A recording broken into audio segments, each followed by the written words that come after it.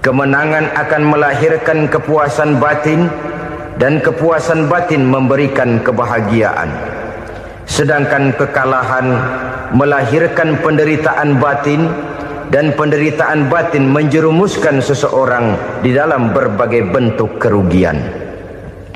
Jikalau inilah seruan azan, maka masalahnya ialah apa yang menyebabkan kita meraih kemenangan.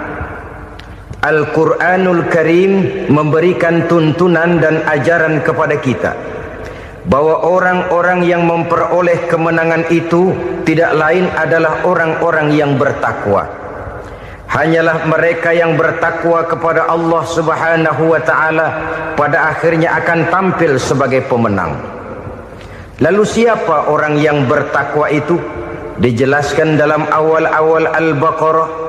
Orang yang bertakwa yang akan meraih kemenangan, pertama, allazina yu'minuna bil ghaib, yaitu orang-orang yang beriman kepada yang gaib, percaya bahwa ada alam yang gaib, alam yang abstrak, alam yang tidak bisa dijangkau oleh salah satu daripada panca indera kita.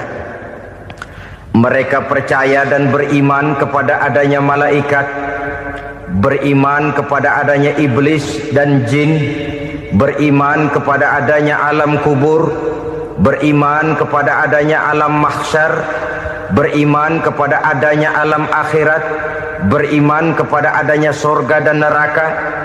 Beriman bukan cuma sekedar beriman dalam ucapan bibir saja, tetapi beriman yang nilai iman itu mampu mewarnai gerak dan gaya hidupnya. Iman yang meresap sampai ke tulang sumsum, kemudian memberikan dampak positif di dalam kehidupan manusia. Alam, kita tahu, adalah sesuatu yang selain Allah, dan Allah bukanlah alam. Apapun namanya selain daripada Allah, itu adalah alam. Alam pada hakikatnya terbagi menjadi dua. Ada alam syahadah, alam nyata, alam konkret, alam yang bisa dijangkau oleh salah satu indera kita.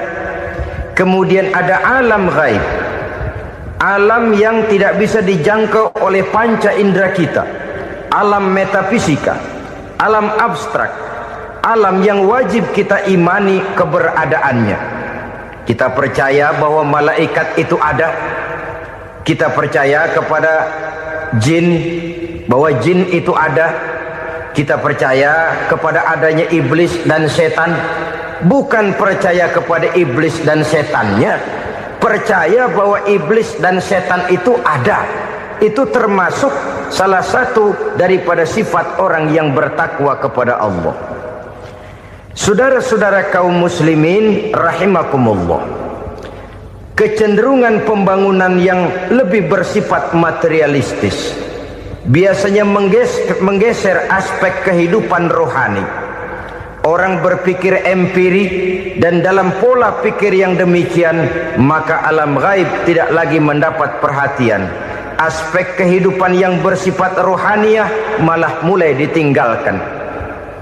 Akibatnya terjadilah kepincangan di dalam kehidupan kita. Pernah ada satu pengalaman pribadi. Dalam perjalanan kembali ke tanah air, dalam pesawat di sebelah kanan saya duduklah seorang Jerman, namanya Heiner Simonsen. Iseng saya ajak kenalan, saya ajak ngobrol, saya tanya dia. Saya bilang, Mas Heiner ini, kalau pesawat yang kita tumpangi ini jatuh ke bawah, kira-kira apa yang bakal terjadi, Mas? Dia bilang, kita semua akan mati. Begitu? Iya. Oke. Apa itu mati? Tanya saya. Dia bilang, untuk tahu apa itu mati, kita harus tahu lebih dahulu apa itu hidup. Saya pikir nih bule bisa ngomong juga. Baiklah, kata saya. Apa hidup menurut Anda itu? Oh, hidup itu, dia bilang, kalau seluruh anggota badan kita bekerja secara normal, paru-paru memompa darah secara normal, jantung berdetak secara normal, sel-sel tubuh bekerja secara fit, dan organisme tubuh hanya mau bekerja secara normal. Dia bilang, kalau kita memberi makan yang cukup, menu yang teratur, dan gizi yang lengkap. Saya bilang, kesimpulannya apa, Ner? Dia jawab, hidup adalah dari tangan ke mulut. Life is from the hand to the mouth, kata dia. Hidup adalah dari tangan ke mulut. Jadi masalah hidup tidak lebih daripada masalah isi perut. Orang pergi pagi, pulang sore, peras keringat, banting tulang, perut yang dibelain. Saya bilang, you are wrong. Sampean salah, Ner. Kamu orang Islam bukan? Bukan. Pantas. Kenapa saya salah? Dia bilang, ya jelas salah. Salahnya di mana? Kamu ini manusia. Kalau hidup cuma dari tangan ke mulut, saya bilang, kambing di kampung saya juga begitu pikirannya, Ner. Itu kambing di kampung saya, asal perutnya kenyang, sudah hidup dia. Perkara besok bagaimana, lusa prospeknya macam mana, bulan depan ada apa, kambing nggak pernah mikir. Di kampung saya kambing juga pikirannya begitu. Kamu Kristen ya? Tadinya. Loh kok tadinya, lalu apa sekarang kamu ini? Dia bilang, sekarang saya netral. Saya tidak beragama, tapi saya percaya kepada Tuhan sebagai pencipta alam. Saya ingat benar dia bilang, I haven't any religious, but I believe to God as the creator of the world. Kenapa bisa netral begitu, Ner? Habis saya bingung katanya. Islam bilang Islam baik, Kristen bilang Kristen baik, Hindu Buddha bilang Hindu Buddha baik, semua agama baik. Saya netral sekalian, nggak beragama. Yang penting saya percaya kepada Tuhan. Saya bilang, Ner, kamu ini kayak orang mau beli celana, lalu bingung. Yang satu bilang Levi's bagus, yang satu bilang Blue Jean hebat, yang satu bilang Wool England hebat. Celana ini hebat, celana itu bagus, celana ini hebat. Semua celana bagus, kamu bingung. Akhirnya netral, tidak pakai celana. Itu juga salah. Saya pikir-pikir, kemudian saya melihat bahwa dua pola berpikir Henner ini nampaknya sudah mulai menggejala di lingkungan masyarakat bangsa kita. Disadari atau tidak, secara jujur kita harus berkata, dua pola pemikiran Henner ini mulai berkembang di tengah masyarakat bangsa kita. Pertama, pola pikir materialisme. Hidup adalah dari tangan ke mulut. Masalah hidup tidak lebih masalah isi perut. Itu yang perlu dibela, dan disitulah arti kehidupan. Pergi pagi, pulang sore, peras keringat, banting tulang untuk mempertahankan perut. Kalau sudah kemari cara orang berpikir, maka buat apa percaya kepada yang gaib? Untuk apa sholat? Untuk apa puasa? Untuk apa zakat? Untuk apa menghadiri majelis taklim? Tanpa kepercayaan kepada yang gaib, hidup berjalan menurut alur empiris dan materialis. Kalau sudah ke sana cara orang berpikir, biasanya orang lalu cenderung menghalalkan segala cara. Hanyalah orang yang percaya bahwa akhirat ada. Hanyalah orang yang percaya bahwa alam kubur itu ada. Hanyalah orang yang percaya bahwa malaikat itu ada, hidupnya akan lebih terarah dan terkendali. Karena kepercayaan kepada yang gaib, yang merupakan fase daripada kehidupan setelah hidup yang sekarang ini, mewarnai gerak pribadi seseorang di dalam dia melakukan kegiatan hidupnya. Pola berpikir materialisme, disadari atau tidak, mulai menggejala di lingkungan masyarakat bangsa kita. Hidup tidak lebih dari urusan tangan ke mulut, mulut ke tangan, tangan ke mulut. Asal perut sudah kenyang, hiduplah sudah. Perkara bagaimana prospek hari yang akan datang, bagaimana akhirat, tidak jadi persoalan. Ini yang oleh Nabi diperingatkan, ad-dunya sijnul mu'min wa jannatul kafir. Dunia adalah penjara bagi orang beriman dan surga bagi orang kafir. Dulu di zaman Belanda hadis ini pernah disalah tafsirkan, disalah artikan. digunakan sebagai senjata untuk mengkebiri dan membuat impoten umat Islam. Sudahlah umat Islam gak usah macam-macam, kata Belanda. Dunia ini kan penjara buat orang Islam, surga buat orang kafir. Di penjara jangan bertingkah.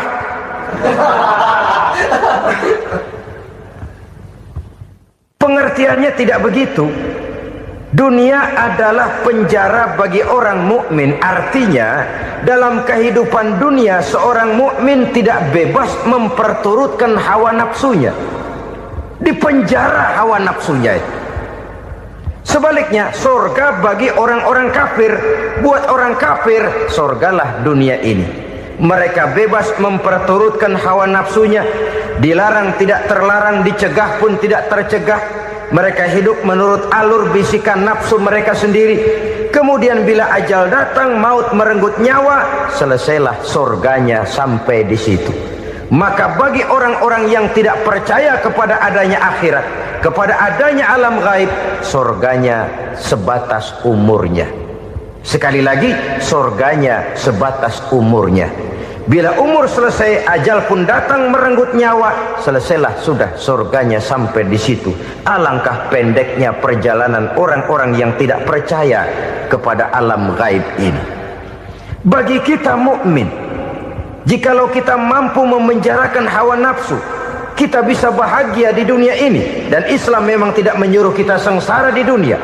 Raih dunia, kejar dunia, gapai dunia sebagai alat untuk mencapai kebahagiaan di akhirat nanti. Hidup adalah satu perjalanan panjang yang terbentang sejak kita terlahir dari alam rahim sampai kepada alam akhirat nanti. Andai kata kita gagal meraih kebahagiaan di dunia, toh kita masih punya akhirat. Tapi jangan jadi dalil yang melemahkan semangat. Biarin dah kita di dunia kebelangsak, yang penting akhirat. Akhirnya dunia benar-benar kebelangsak. Bagaimana dunia ini bisa kita raih, dan bagaimana meraih dunia untuk menunjang kepentingan akhirat nanti. Yang kedua, dari pikiran Heiner yang saya lihat menggejala di lingkungan masyarakat bangsa kita, timbulnya manusia-manusia netral. Seolah-olah Tuhan yes, agama no. Sama Tuhan percaya, agama ogah. Tuhan ngangguk, giliran agama godeng. Padahal hampir dalam setiap ayat dalam Quran, kata-kata amanu biasanya bergandeng dengan wa amilus sholihat. Iman dan amal soleh. Ini sebagai isyarat Tuhan dan agama jangan pernah dipisah-pisah. Apabila kita bertuhan, maka kita harus beragama. Apabila kita beragama, maka agama itu harus bersumberkan dari Tuhan yang kita imani itu. Tidak mungkin kita pisah, Tuhan yes, agama no. Sama Tuhan percaya tapi agama bikin sendiri. Sembayangnya cukup bengong 2 jam madep ngulon.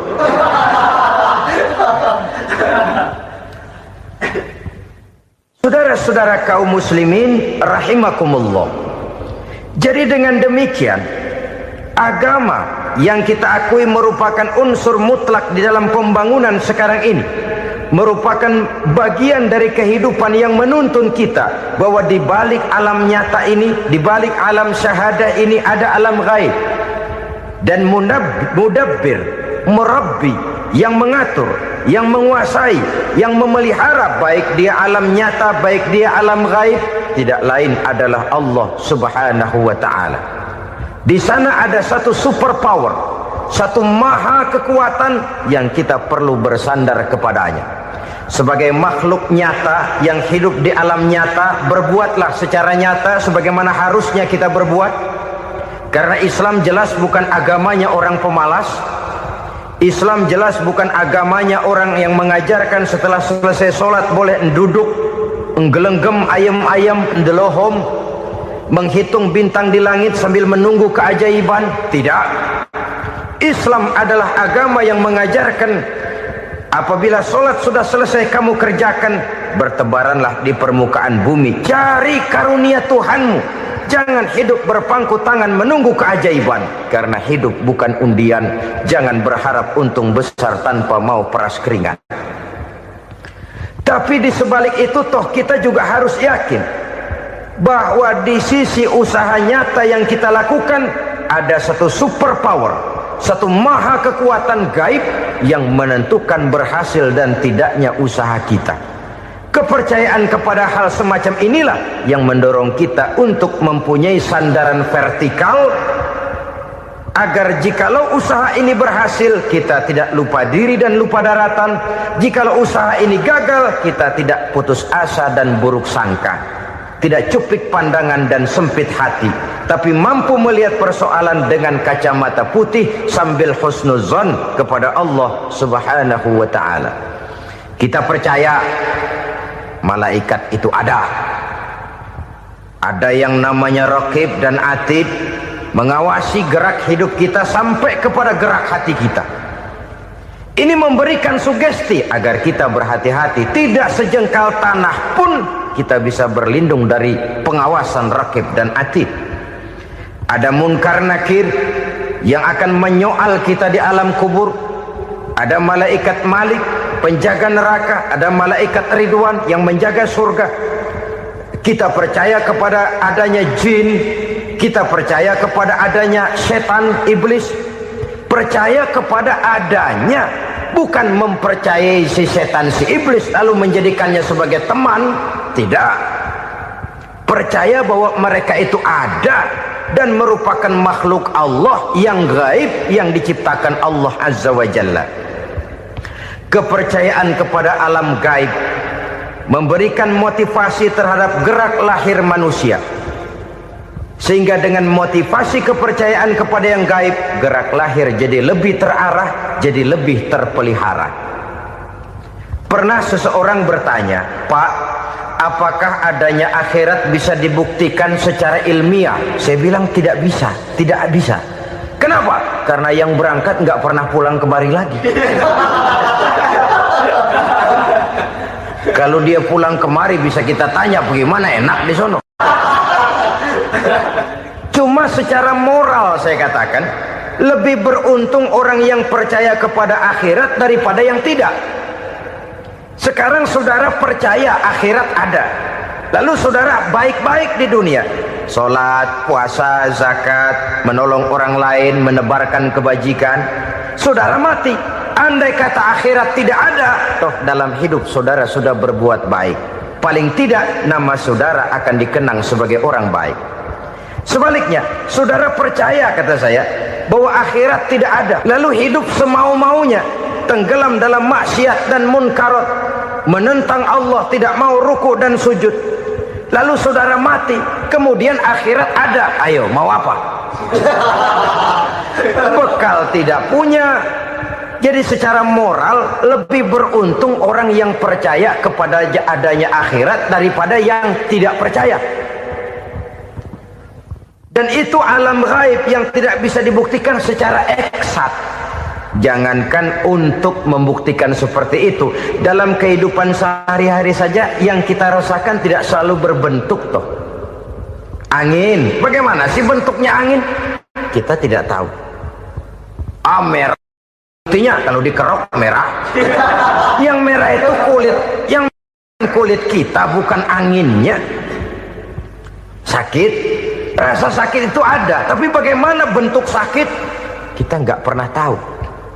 Kalau kita makan cabai pedas, bagaimana bentuk pedas itu tidak ada, tapi rasa ada. Bentuk pedas hijau, cabenya bukan pedasnya. Tidak semua yang kita rasakan bisa kita gambarkan dalam bentuk yang konkret. Oleh karena itu, sekali lagi bahwa kepercayaan kepada alam yang gaib mampu memberikan satu sugesti yang menata kehidupan seseorang lebih lurus, lebih terarah, dan lebih terkendali. Maka wajar kalau kepercayaan kepada yang gaib mengantarkan seseorang untuk meraih kemenangan. Kenapa? Dia percaya kepada yang gaib, bahwa akhirat ada, bahwa alam kubur ada, bahwa pertanggungan jawab itu ada. Maka dia lalu tidak hidup saenae udele dewe, gitu loh.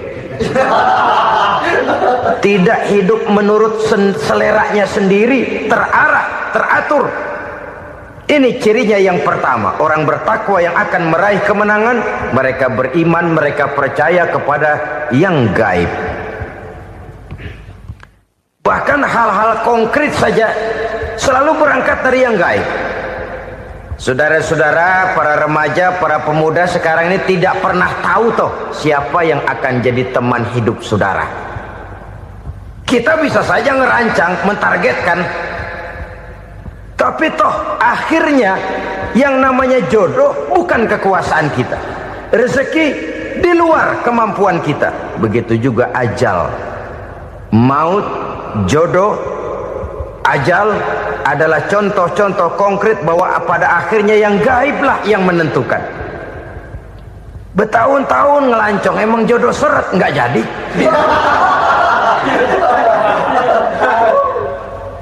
Begitu kenal baru setengah malam nginep ditangkap hansip kan. Hal-hal semacam itu kadang-kadang kita berpikir suuzon, gile, perempuannya cakep banget, lakinya rebek amat. Memang begitulah jodohnya. Memang begitulah jodohnya. Saudara hadirin ma'asyiral muslimin yang saya hormati, jadi hal-hal yang konkret saja kita yakini sepenuhnya ditentukan oleh satu superpower yang gaib itu tadi. Dari sanalah segala ketentuan itu berangkat dan kesanalah segalanya akan kembali. Maka kepercayaan kepada yang gaib meluruskan gerak hidup seseorang dan itu akan mengantarkan dia kepada meraih kemenangan. Satu. Yang kedua, wa yuqimuna shalah. Orang bertakwa yang akan meraih kemenangan itu adalah orang-orang yang mendirikan sholat. Kenapa sholat mengantarkan orang untuk meraih kemenangan? Yang jelas, inna sholata tanha anil fahsya'i wal munkar. Sholat mampu mencegah manusia dari perbuatan keji dan munkar. Banyak filsafat hidup yang terkandung di dalam sholat ini. Sejak kita wudhu sampai kita menghadap ke arah kiblat, sampai kita melakukan gerak-gerak sholat, bacaan-bacaan yang ada di dalam sholat, lalu sampai kepada mengucapkan salam. Banyak filsafat hidup yang terkandung di dalam sholat. Umpamanya saja, setelah takbiratul ihram mulai kita dengan sholat dalam posisi berdiri, diajarkan dalam kitab-kitab fikih agar kita melihat ke arah tempat sujud. Ini kan filsafat kehidupan. Kalau kamu sholat dalam posisi berdiri, lihat tempat sujud. Jangan sholat mata jelalatan, sebab nanti bisa mengurangi kekhusyuan.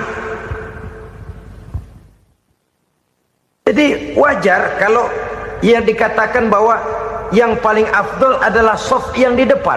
Kenapa? Secara harfiah pengertiannya akan lebih mengundang kekhusyuan. Kenapa? Kalau kita di shaf paling depan di masjid umpamanya paling banter kita lihat tembok. Tapi kalau kita shaf di tengah atau di belakang, orang-orang di depan kita pun akan kelihatan. Yang bajunya loreng, yang bajunya genggang, yang bajunya macam-macam. Kita lihat, kadang-kadang kita pikirin, ada yang bajunya bolong. Kita sholat tapi dalam hati, nih orang bajunya robek yang nggak tahu apa. Ada saja hal-hal yang mengusik kekhusyuan kita. Oleh sebab itu diajarkan dalam posisi berdiri, lihat, arahkan pandangan matamu kepada tempat sujud. Ini kan filsafat kehidupan. Maksudnya apa? Kalau lagi diri lihat dong tempat sujud. Kalau udah di atas ingat dong sama yang bawah. Kalau sudah tinggi ingat dong dari mana kamu berangkat. Kalau sudah berkuasa bantu dong yang lemah. Kalau sudah kaya santuni dong yang miskin. Kalau sudah alim bimbing dong yang awam. Ini filsafat kehidupan. Dalam posisi berdiri kau lihat tempat sujud. Ini akan melahirkan kepekaan sosial di mana seseorang mau tahu kepada orang lainnya. Bagaimanapun kaya kita, tinggi pangkat dan jabatan kita, jikalau hidup hanya untuk kepentingan perut sendiri saja, rasanya belum membawa manfaat di dalam kehidupan kita. Tapi efek yang tertinggi sesungguhnya, sholat mencegah manusia dari perbuatan keji dan munkar. Perbuatan keji dan munkar, walaupun kelihatannya mendatangkan uang, membawa keuntungan, tapi itu keuntungan semu, keuntungan sementara. Dengan menipu orang lain kita bisa dapat untung, tapi tidak membawa berkah, dan itu adalah kerugian besar dalam kehidupan kita. Maka untuk meraih kemenangan harus dimulai dengan membentuk kepribadian yang tegar, memiliki sandaran vertikal yang langsung kepada Allah Subhanahu wa ta'ala, dan itu hanya bisa kita tempuh melalui jalur ibadah formal yang sudah ditentukan Allah, yakni sholat yang 5 waktu. Untuk memperkuat itu ada sholat sunnah, rawatib, nawafil sebagai terminal kontrol cadangan untuk memelihara stabilitas temperatur batin di dalam kita berhubungan dengan zat yang maha gaib, yaitu Allah Subhanahu wa ta'ala. Orang sering bertanya, Pak, itu tetangga saya nggak sholat, duitnya nggak habis-habis, Pak. Nggak sholat tapi mobilnya tambah terus, nggak sholat tapi usahanya makin maju. Tapi di sisi lain ada orang yang rajin sholat, rezekinya butak bener, anaknya mana kurus, mana korengan. Saudara hadirin ma'asyiral muslimin rahimakumullah, harus saya katakan bahwa sholat memang bukan untuk cari duit. Sholat adalah sandaran vertikal kita kepada Allah. Sedangkan soal rezeki itu berkaitan dengan sifat Allah maha pengasih dan maha penyayang. Allah maha pengasih, siapapun dikasih kalau mau usaha. Allah maha penyayang, tidak semua orang disayang oleh Allah Azza wa Jalla. Dan belum tentu banyak harta itu merupakan nikmat. Mungkin juga istidraj. Artinya istidraj itu dikasih tapi diambulin, kalau bahasa Betawinya itu. Dikasih tapi diambulin, itu bukan merupakan nikmat sesungguhnya, lebih merupakan azab dari Allah Subhanahu wa ta'ala. Mempunyai sistem sholat, dan kita umat Islam telah dituntun oleh Allah Subhanahu wa ta'ala yang wajibnya 5 kali dalam sehari semalam mendirikan sholat, dan itu tentu berada dalam jangkauan kemampuan manusia. Pada awalnya barangkali kita memang merasa sholat itu satu kewajiban, tapi semakin kita hayati makna, manfaat dan filsafat yang terkandung di dalam ajaran sholat, semakin sampai kita kepada keyakinan bahwa sholat adalah keperluan kita. Sehingga pada waktu tertentu dinilai puncaknya, kita tidak lagi akan berkata saya wajib sholat, tapi kita akan berkata saya perlu sholat. Kalau kita sudah merasakan itu adalah keperluan kita, nah di sanalah kita baru akan merasakan ruginya kalau hal itu tidak kita laksanakan. Sepanjang kita masih berkata saya wajib sholat, kita akan lebih merasakan dia sebagai beban ketimbang sebagai keperluan. Yang jelas Allah tidak memerlukan ibadah yang kita laksanakan ini. Dengan kata lain, andai kata satu dunia penuh ini orang tidak ada yang sholat satu pun, Allah tidak akan turun dari jabatan Tuhan. Jangan lalu berpikir kalau kita ngambek se-RW kagak sembahyang Tuhan tekor kali ini ya. Tentu tidak. Itu perlunya kita, bukan perlunya Allah. Dan pada induknya kita akan berkata saya perlu agama. Kalau secara induk kita sudah memerlukan agama, maka konsep-konsep yang ada di dalam ajaran agama itu pun adalah juga merupakan keperluan kita. Baik dia bernama sholat, baik dia bernama puasa, baik dia bernama zakat, baik dia bernama haji, seluruhnya adalah keperluan kita. Dan sesuatu yang kita perlukan apabila tidak kita laksanakan akan melahirkan kerugian di dalam kehidupan. Jangan heran kalau kita membaca riwayat perjalanan hidup para salafus soleh, orang-orang soleh. Ada yang tahajud sampai 100 rakaat, ada yang sholat malam kakinya sampai bengkak. Kita sekalinya bengkak biri-biri. Ada yang sholat membaca surah dalam Al-Quran sampai khotam Quran. Kok mau? Mereka sudah merasakan itu keperluan. Itu saja soalnya. Satu saat pun jikalau kita merasa bahwa itu keperluan saya, kita pun akan melaksanakan seperti itu. Keperluan saya dalam kehidupan. Inilah yang kedua. Yang ketiga, orang bertakwa yang akan meraih kemenangan itu, wa mimma razaqnahum yunfikun.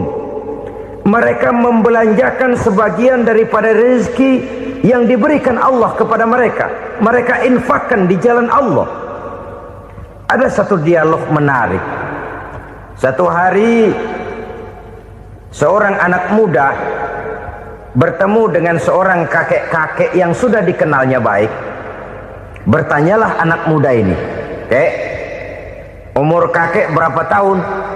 15 tahun, kata si kakek. "Anak kakek berapa orang?" 1. "Harta kakek berapa banyak?" 15 juta. Si anak muda ini bengong, lalu protes, "Kok kakek bohongin saya?" "Kenapa?" "Saya tahu umur kakek 70 tahun. Kenapa ngaku 15? Saya tahu anak kakek 5. Kenapa bilang 1? Saya tahu kakek miliuner, miliaran uang kakek. Kenapa ngaku cuma 15 juta? Begini, kata si kakek tadi. Benar, umur saya 70 tahun. Tapi dari umur yang 70 tahun itu baru 15 tahun terakhir ini saya merasakan ibadah kepada Allah. Meninggalkan maksiat, jauh dari segala macam munkarat. Maka yang 15 tahun inilah yang benar-benar saya rasakan sebagai umur saya. Benar anak saya 5, tapi yang 4 susah diatur. Cuman 1 rasanya nih yang bakal jadi si buah hati belahan jantung pelanjut cerita penerus sejarah. Cuma 1 ini yang saya harapkan, yang akan jadi anak soleh, yang akan membuat saya menerima pensiunan pahala. Kalau yang 4 apek dah, nggak ada harapan. Yang 1 nyekek botol melulu. Oh begitu, iya. Lalu kenapa kakek bilang harta kakek cuma 15 juta padahal saya tahu kakek uangnya miliaran, depositonya banyak? Ya karena 15 juta itulah yang saya ingat yang pernah saya belanjakan di jalan Allah. Saya merasa itulah harta saya yang sebenarnya. Yang miliaran yang saya simpan di bank kelak kalau satu saat saya mati akan jadi rebutan di antara anak-anak saya. Iya kalau anak saya soleh kayak yang 1 ini. Kalau yang 4 tadi udah tulen dia bakal berantem dah berebut tuh. Jadi 15 juta yang saya belanjakan di jalan Allah inilah yang saya merasakan benar-benar harta saya yang sesungguhnya. Dialog ini patut menjadi bahan renungan kita bersama. Diberikan kita umur 40, 50, 60, 70, 80. Berapa tahun dari umur yang diberikan itu yang jalan mulus, yang kita gunakan untuk melaksanakan ibadah? Banyak harta kita simpan di bank, di lemari, di dompet, di tas. Tapi berapa yang sudah kita depositokan di jalan Allah yang akan menemani kita di hari kita kembali nanti? Maka orang bertakwa yang akan meraih kemenangan, wa mimma razaqnahum yunfikun, mereka membelanjakan sebagian dari rezeki yang diberikan Allah di jalan Allah Subhanahu wa ta'ala. Ma'asyiral muslimin rahimakumullah. Zahirnya memang kita memberikan kepada orang lain, tapi hakikatnya kita menyimpan untuk diri kita sendiri. Kita memberikan kepada yatim piatu 25.000. Zahirnya kita memberikan si yatim, hakikatnya kan kita cuma nyimpan. Saya berikan, titip kepadamu, ini untuk saya di akhirat. Kau boleh belikan baju, kau boleh belikan untukmu makan, kau boleh bayarkan sekolahmu. Ini untuk saya. Hakikatnya kita nyumbang masjid 1 juta, zahirnya kita berikan kepada panitia masjid, tapi hakikatnya kan cuma titip 1 juta ya untuk saya di alam kubur nanti. Silahkan kau boleh belikan semen, ini uang, belikan besi, belikan pasir. Saya cuma sekedar titip untuk kepentingan saya. Hakikatnya kita cuma sekedar menitip. Sebagaimanapun pada hakikatnya, apapun yang kita miliki dalam kehidupan kan cuma sekedar hak guna pakai, bukan hak milik mutlak. Harta kita, rumah kita, kendaraan kita, kebun kita, pabrik kita, hak guna pakai saja. Hak milik mutlak cuma untuk Allah subhanahu wa ta'ala. Saudara-saudara kaum muslimin rahimakumullah, ini yang ketiga. Kemudian yang keempat, orang-orang bertakwa yang akan meraih kemenangan, allazina yu'minuna bima unzila ilaika, mereka yang beriman, mereka yang percaya kepada apa yang telah diturunkan kepadamu Muhammad, ay Al-Quran, yakni Al-Quranul Karim. Setelah percaya kepada yang gaib, mendirikan solat, kemudian menginfakkan sebagian dari rezeki yang diberikan Allah, mereka juga lalu percaya kepada yang diturunkan terhadap Nabi, yaitu tidak lain Al-Quranul Karim. Sekali lagi di sini, percaya bukan hanya sekedar percaya saja, tetapi percaya lalu menjadikan Al-Quran itu sebagai pedoman hidup.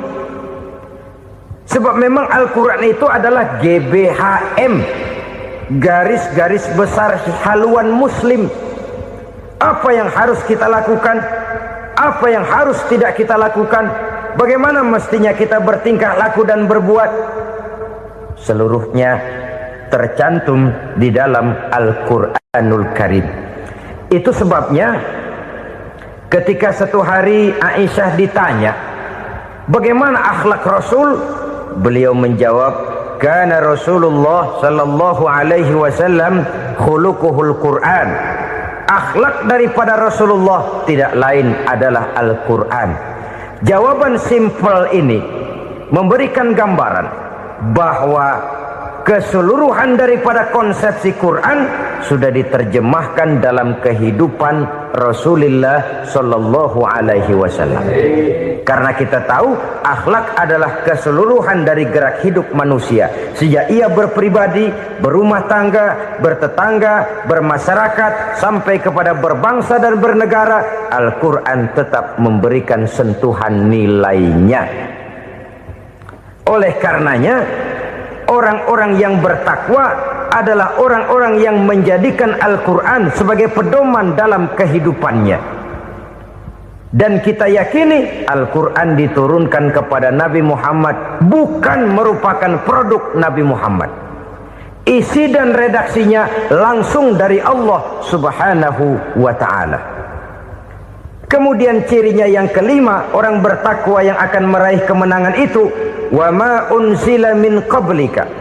Tidak hanya sekedar percaya kepada yang diturunkan terhadap Nabi Muhammad, yaitu Al-Quran, mereka juga percaya kepada apa yang pernah diturunkan kepada para nabi, kepada para rasul sebelum Nabi Muhammad.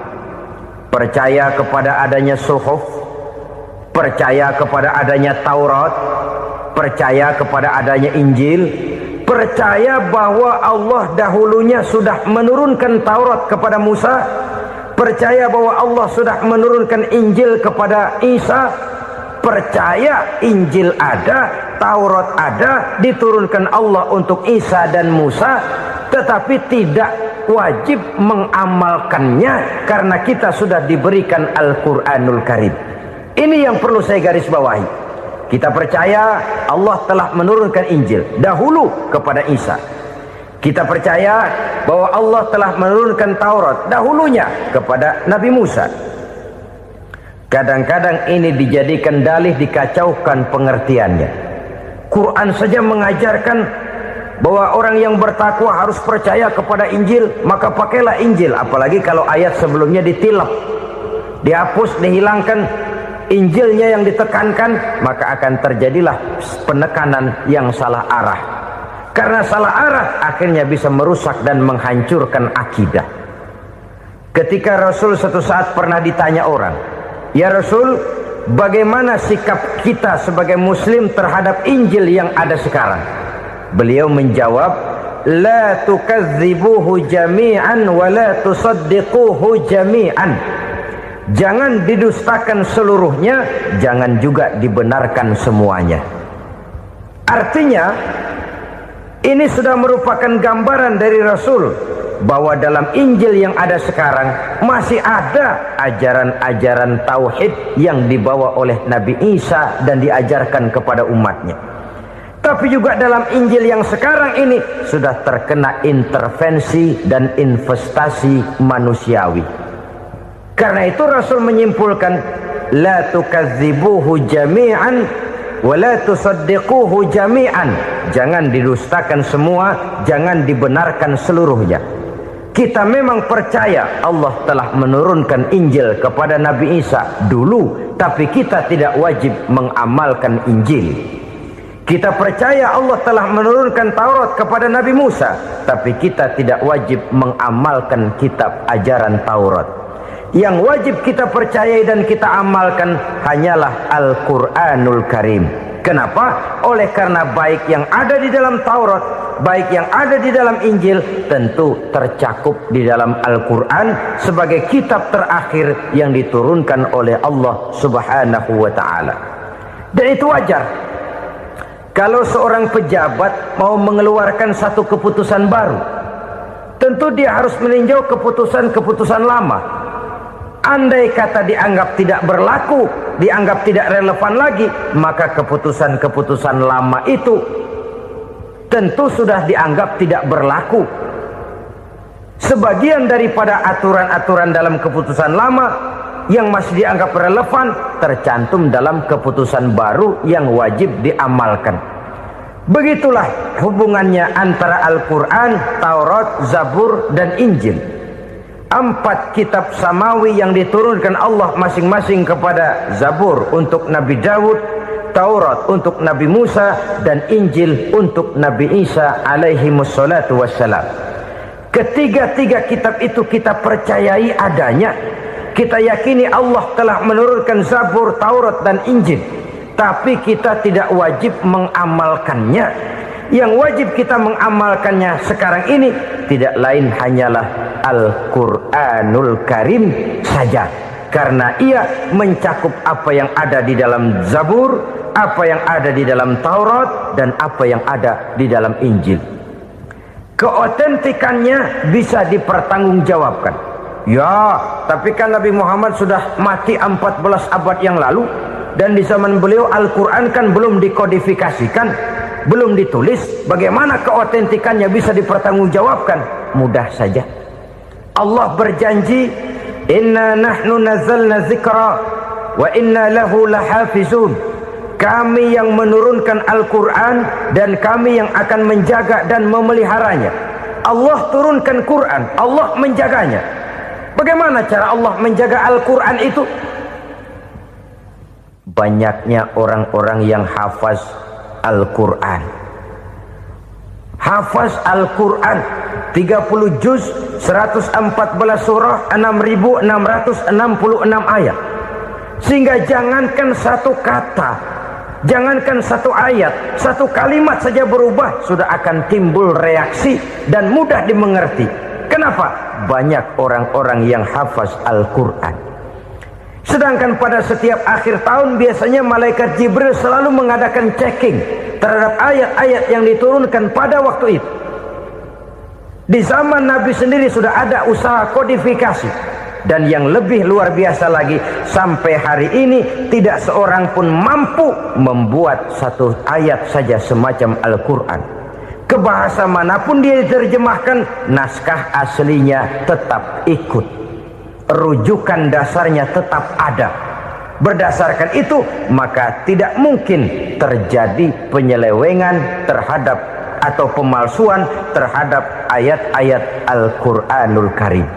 Kesuciannya, keotentikannya, kemurniannya bisa dipertanggungjawabkan.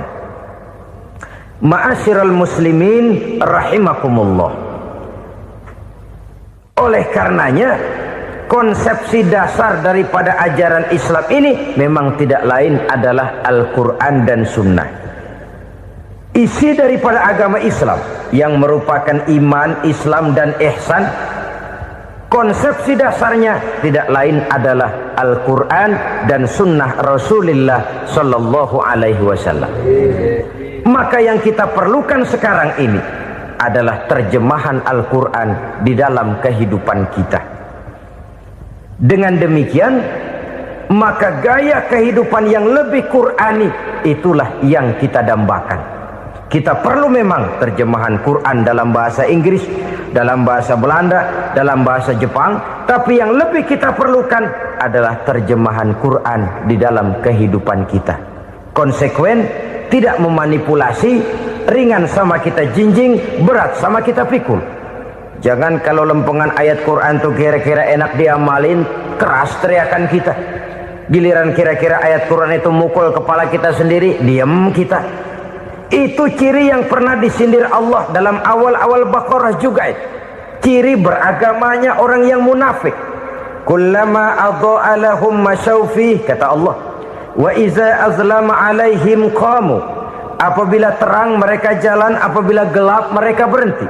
Artinya, kalau kira-kira di Islam nguntungin, rame-rame pada teriak Islam. Tapi ketika diminta untuk berjuang, ketika dituntut untuk berkorban, rame-rame mengundurkan diri. Nasib agama tidak ubahnya seperti daun pisang yang dikait orang di tepi jalan lantaran tak berpayung di ketika hari hujan. Manakala hujan usailah sudah, daun itu pun dicampakkan di tepi jalan, diinjak pula orang nan lalu. Artinya, orang menjadikan agama cuma sebagai lipstick, decoration only, tidak konsekuen. Hanya pada saat-saat kelihatannya Islam membawa keuntungan, rame-rame orang teriak-teriak tentang Islam. Tapi jikalau diminta berjuang, jikalau dituntut untuk berkorban, biasanya rame-rame juga mengundurkan diri. Jangan heran kalau mayoritas hitungan kita, tapi minoritas peranan kita. Kuantitas kita dalam jumlah, tapi dalam kualitas kita lebih sering jadi penonton daripada jadi pemain. Padahal itu sangat tidak boleh terjadi. Umat Islam di Indonesia harus bangkit. Umat Islam di Indonesia harus sadar akan keberadaannya. Tidak boleh hanya jadi penonton berpangku tangan. Karena memang agama kita juga mengajarkan untuk konsekuen di dalam menjabarkan ajaran-ajaran daripada agama kita. Kita sering jatuh menjadi umat yang lemah oleh karena kita ini tidak pandai menggalang kebersamaan yang diakibatkan tidak konsekuennya kita. Diistilahkan bahwa umat Islam di dalam menggalang kebersamaannya itu harus seperti orang main sepak bola. Saudara-saudara kan tahu orang main sepak bola itu. Orang main sepak bola, kalau pertandingan belum dimulai sih silakan saja kumpul di luar lapangan, atur strategi yang baik. Tapi kalau pertandingan sudah dimulai, turun ke lapangan hijau, jangan kumpul terus. Ada sepak bola gotong royong, mundur-mundur rame-rame, depan ke depan kumpul melulu mainnya. Kalah. Orang main sepak bola itu ya harus ada penyerang tengah, harus ada penjaga gawang, harus ada strikernya, harus ada kiri luarnya, kanan dalamnya yang jadi backnya. Posisi boleh bermacam-macam, tapi yang penting saling ngoper untuk menggolkan gawang lawan. Begitulah umat Islam ini. Boleh ada yang jadi pejabat, boleh ada yang jadi pengusaha, boleh ada yang jadi petani, silakan ada yang jadi seniman, ada yang jadi penyair, ada yang jadi artis sekalipun. Tapi kalau sudah berhasil menguasai bola, jangan lupa operannya. Operan itu yang langka. Kita ini muslim kadang-kadang kalau sudah memegang menguasai bola, kalau belum mau mampus, belum mau ngoper. Nanti kalau sudah nggak punya bola, baru mau ngoper. Kalau sudah dengar-dengar mau dekat pensiun, baru mau jihad, baru mau berjuang, baru mau ngurus pesantren. Tanda tangan sudah tidak laku, memo sudah tidak dihargai, baru mau berjuang. Kemarin kemana mas? Kita tidak pandai memanfaatkan posisi. Dengan kata lain, kalau kembali kepada persoalan kita, konsekuensi kita terhadap agama yang kita anut ini belum ideal. Kita masih lebih sering berislam ini pada saat-saat yang menurut perhitungan kita membawa keuntungan. Tapi kalau diminta berjuang, dituntut berkorban, yang itu pun hakikatnya adalah untuk kepentingan kita juga. Allah tidak pernah menuntut kita untuk jihad bagi kepentingan Allah, itu tidak. Berjuang menegakkan agama Allah, apakah untuk kepentingan Allah? Tidak, untuk kepentingan kita.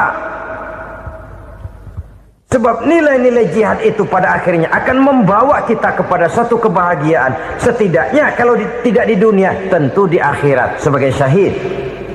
Oleh karena itu, pada bagian akhir ini saya ingin mengajak, marilah kita konsekuen. Sekali kita berkitabkan Al-Quranul Karim, mari dia kita jadikan pedoman. Jangan cuma kita jadikan sebagai penghias dinding, pelengkap rumah, bahwa di rumah kita ada Al-Quran, tapi yang baca kecoa. Habis pada bolong tuh Quran. Yang penting kan punya Quran. Ditaruh di pintu rumah. Biar apa? Biar kuntilanak kagak masuk katanya. Ya apa itu nasib Quran? Cuma kerjanya jaga pintu, ngusir kuntilanak, ngusir memedi. Bagaimana kita hidup menurut tuntunan Al-Quran? Kadang-kadang tidak pernah menjadi masalah bagi kita. Maka bagaimanakah Al-Quran akan mungkin membawa keberkahan dalam hidup kalau ajarannya kita injak-injak dalam keseharian kita? Mewujudkan gaya hidup yang lebih Qurani, itulah yang akan kita rintis di dalam kehidupan kita, bertahap, step by step, menurut kemampuan yang ada pada kita. Jika jalan ini tidak bisa kita selesaikan, percayalah akan ada generasi penerus yang akan melanjutkan usaha dan cita-cita mulia itu. Jadi percaya kepada Taurat, percaya kepada Injil, sekadar percaya Allah dahulunya sudah menurunkan itu, tapi kita tidak wajib mengamalkannya. Kenapa? Generasi Injil masa berlakunya sudah kedaluarsa.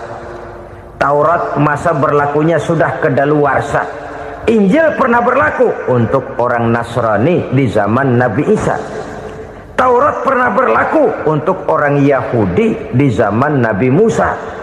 Setelah generasinya berlalu, datang Rasul penutup yang membawa Al-Quranul Karim.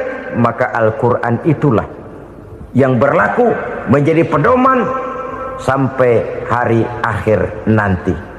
Jangan jauh dari Al-Quran, karena apabila ini kita lakukan, maka kita akan kembali kepada satu gaya hidup yang jauh dari tuntunan agama, dan itu artinya kita akan semakin jauh untuk meraih kemenangan.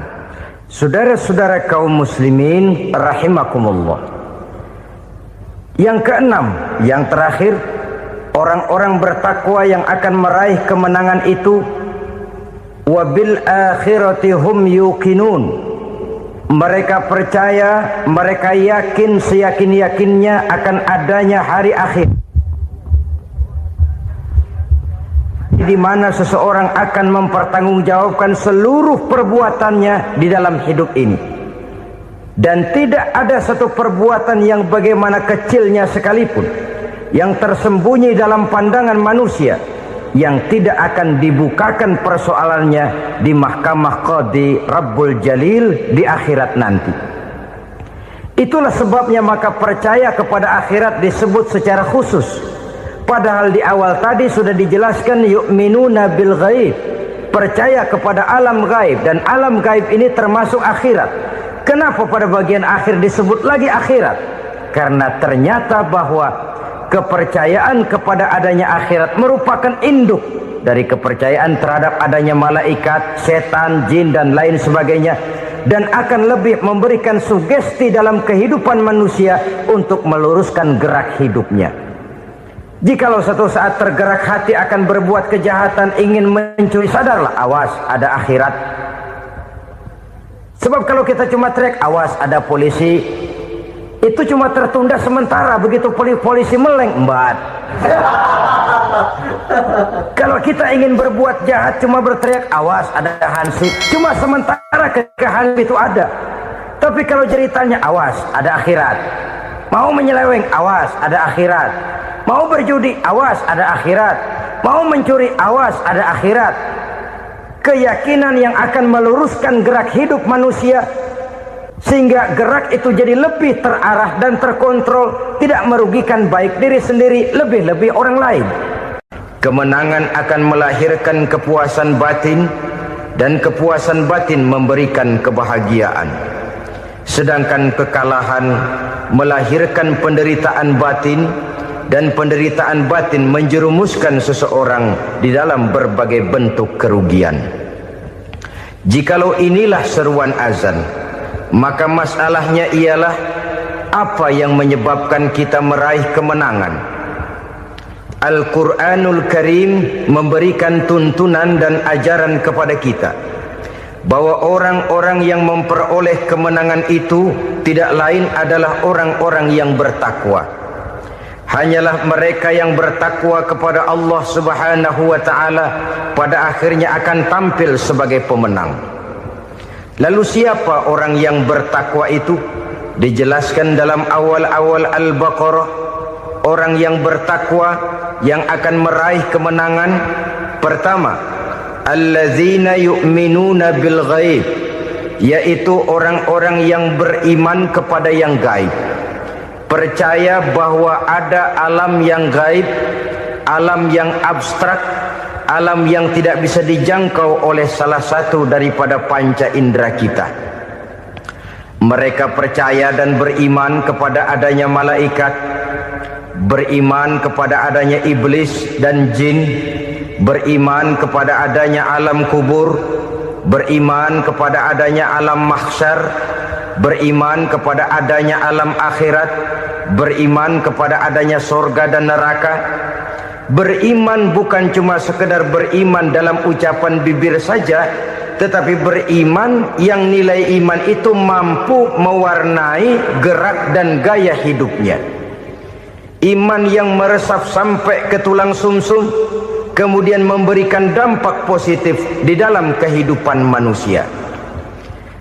Alam, kita tahu, adalah sesuatu yang selain Allah, dan Allah bukanlah alam. Apapun namanya selain daripada Allah, itu adalah alam. Alam pada hakikatnya terbagi menjadi dua. Ada alam syahadah, alam nyata, alam konkret, alam yang bisa dijangkau oleh salah satu indera kita. Kemudian ada alam ghaib, alam yang tidak bisa dijangkau oleh panca indera kita, alam metafisika, alam abstrak, alam yang wajib kita imani keberadaannya. Kita percaya bahwa malaikat itu ada, kita percaya kepada jin, bahwa jin itu ada, kita percaya kepada adanya iblis dan setan. Bukan percaya kepada iblis dan setannya, percaya bahwa iblis dan setan itu ada. Itu termasuk salah satu daripada sifat orang yang bertakwa kepada Allah. Saudara-saudara kaum muslimin rahimakumullah, kecenderungan pembangunan yang lebih bersifat materialistis biasanya menggeser aspek kehidupan rohani. Orang berpikir empiri, dan dalam pola pikir yang demikian maka alam gaib tidak lagi mendapat perhatian. Aspek kehidupan yang bersifat rohaniah malah mulai ditinggalkan. Akibatnya terjadilah kepincangan di dalam kehidupan kita. Pernah ada satu pengalaman pribadi dalam perjalanan kembali ke tanah air. Dalam pesawat di sebelah kanan saya duduklah seorang Jerman namanya Heiner Simonsen. Iseng saya ajak kenalan, saya ajak ngobrol, saya tanya dia. Saya bilang, Mas Heiner ini, kalau pesawat yang kita tumpangi ini jatuh ke bawah, kira-kira apa yang bakal terjadi, Mas? Dia bilang, kita semua akan mati. Begitu? Iya. Oke. Apa itu mati? Tanya saya. Dia bilang, untuk tahu apa itu mati, kita harus tahu lebih dahulu apa itu hidup. Saya pikir nih bule bisa ngomong juga. Baiklah kata saya. Apa hidup menurut Anda itu? Oh, hidup itu dia bilang, kalau seluruh anggota badan kita bekerja secara normal, paru-paru memompa darah secara normal, jantung berdetak secara normal, sel-sel tubuh bekerja secara fit, dan organisme tubuh hanya mau bekerja secara normal. Dia bilang, kalau kita memberi makan yang cukup, menu yang teratur, dan gizi yang lengkap. Saya bilang, kesimpulannya apa, Ner? Dia jawab, hidup adalah dari tangan ke mulut.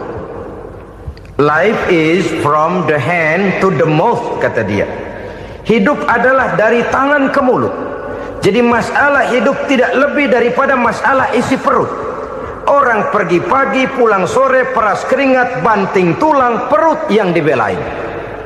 Saya bilang, you are wrong. Sampean salah, Ner. Kamu orang Islam bukan? Bukan. Pantas. Kenapa saya salah? Dia bilang, ya jelas salah. Salahnya di mana? Kamu ini manusia.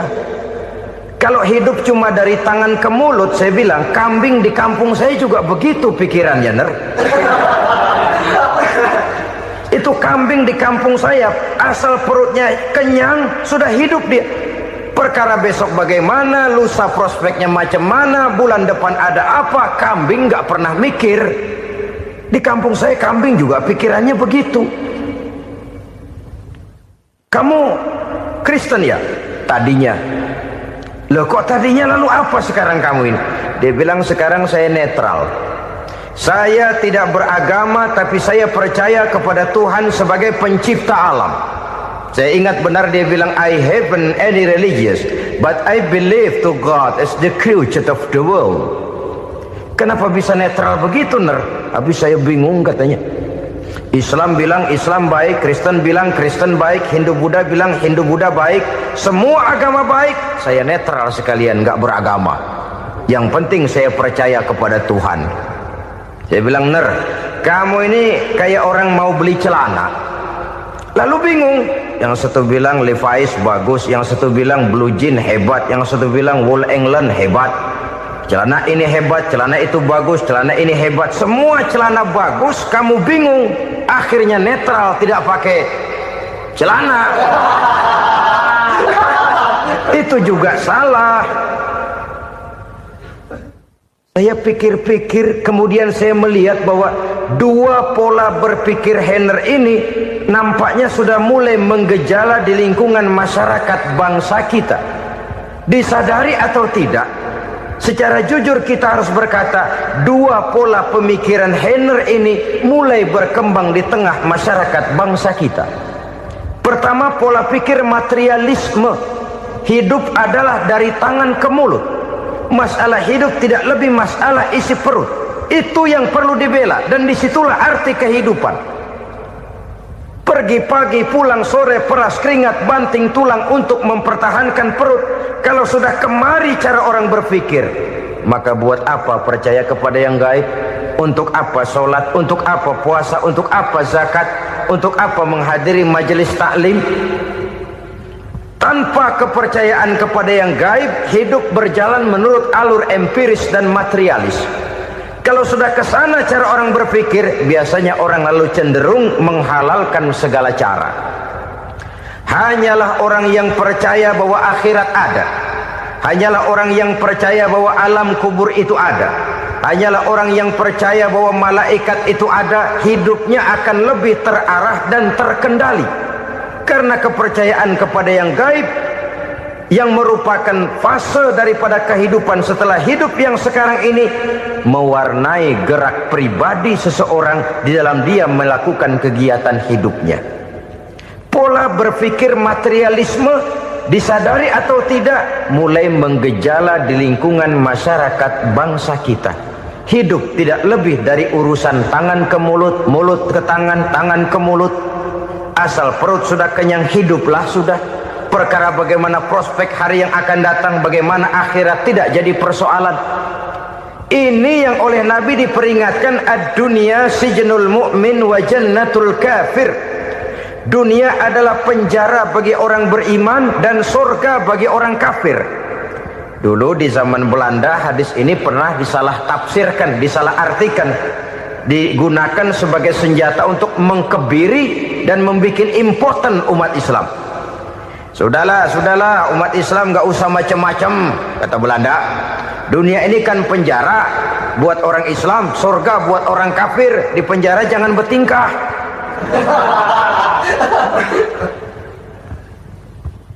Pengertiannya tidak begitu. Dunia adalah penjara bagi orang mukmin. Artinya dalam kehidupan dunia seorang mukmin tidak bebas memperturutkan hawa nafsunya. Dipenjara hawa nafsunya. Sebaliknya surga bagi orang-orang kafir. Buat orang kafir surgalah dunia ini. Mereka bebas memperturutkan hawa nafsunya. Dilarang tidak terlarang, dicegah pun tidak tercegah. Mereka hidup menurut alur bisikan nafsu mereka sendiri. Kemudian bila ajal datang, maut merenggut nyawa, selesailah surganya sampai di situ. Maka bagi orang-orang yang tidak percaya kepada adanya akhirat, kepada adanya alam gaib, surganya sebatas umurnya. Sekali lagi, surganya sebatas umurnya. Bila umur selesai, ajal pun datang merenggut nyawa, selesailah sudah surganya sampai di situ. Alangkah pendeknya perjalanan orang-orang yang tidak percaya kepada alam gaib ini. Bagi kita mukmin, jikalau kita mampu memenjarakan hawa nafsu, kita bisa bahagia di dunia ini. Dan Islam memang tidak menyuruh kita sengsara di dunia. Raih dunia, kejar dunia, gapai dunia sebagai alat untuk mencapai kebahagiaan di akhirat nanti. Hidup adalah satu perjalanan panjang yang terbentang sejak kita terlahir dari alam rahim sampai kepada alam akhirat nanti. Andai kata kita gagal meraih kebahagiaan di dunia, toh kita masih punya akhirat. Tapi jangan jadi dalil yang melemahkan semangat. Biarin dah kita di dunia kebelangsak, yang penting akhirat. Akhirnya dunia benar-benar kebelangsak. Bagaimana dunia ini bisa kita raih, dan bagaimana meraih dunia untuk menunjang kepentingan akhirat nanti. Yang kedua, dari pikiran Heiner yang saya lihat menggejala di lingkungan masyarakat bangsa kita, timbulnya manusia-manusia netral. Seolah-olah Tuhan yes, agama no. Sama Tuhan percaya, agama ogah. Tuhan ngangguk, giliran agama godeng.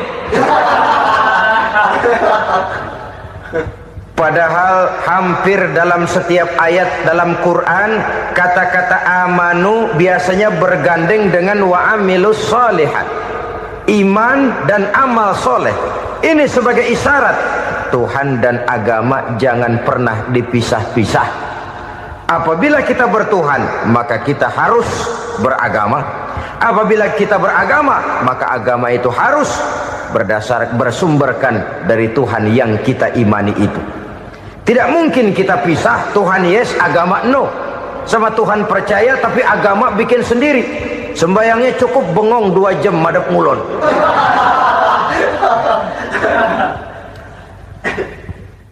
Saudara-saudara kaum muslimin rahimakumullah.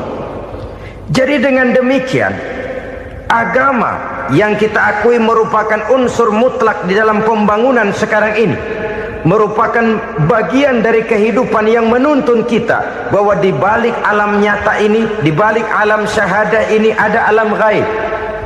Dan mudabbir, murabbi, yang mengatur, yang menguasai, yang memelihara baik dia alam nyata, baik dia alam gaib, tidak lain adalah Allah Subhanahu wa ta'ala. Di sana ada satu super power, satu maha kekuatan yang kita perlu bersandar kepadanya. Sebagai makhluk nyata yang hidup di alam nyata, berbuatlah secara nyata sebagaimana harusnya kita berbuat. Karena Islam jelas bukan agamanya orang pemalas. Islam jelas bukan agamanya orang yang mengajarkan setelah selesai sholat boleh duduk, nggelenggem ayam-ayam, ndelohom, menghitung bintang di langit sambil menunggu keajaiban. Tidak.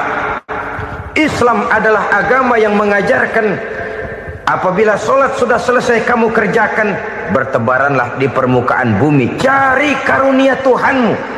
Jangan hidup berpangku tangan menunggu keajaiban, karena hidup bukan undian. Jangan berharap untung besar tanpa mau peras keringat.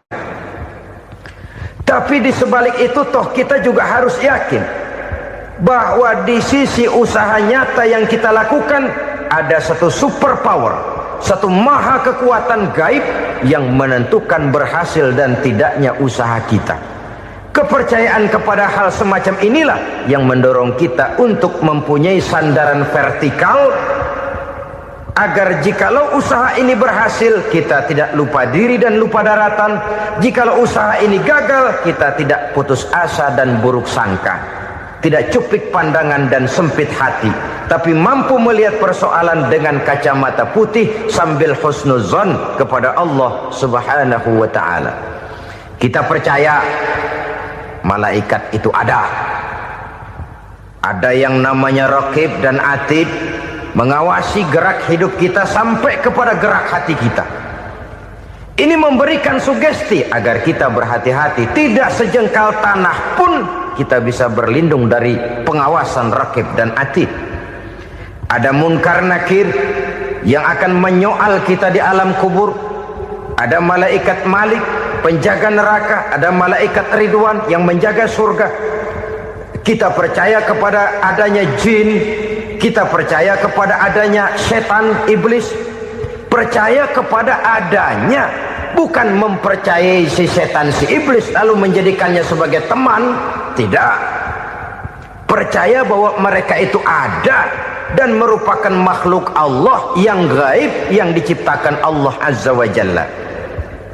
Kepercayaan kepada alam gaib memberikan motivasi terhadap gerak lahir manusia, sehingga dengan motivasi kepercayaan kepada yang gaib, gerak lahir jadi lebih terarah, jadi lebih terpelihara. Pernah seseorang bertanya, "Pak, apakah adanya akhirat bisa dibuktikan secara ilmiah?" Saya bilang tidak bisa, tidak bisa. Kenapa? Karena yang berangkat nggak pernah pulang kembali lagi. Kalau dia pulang kemari bisa kita tanya bagaimana enak di sono.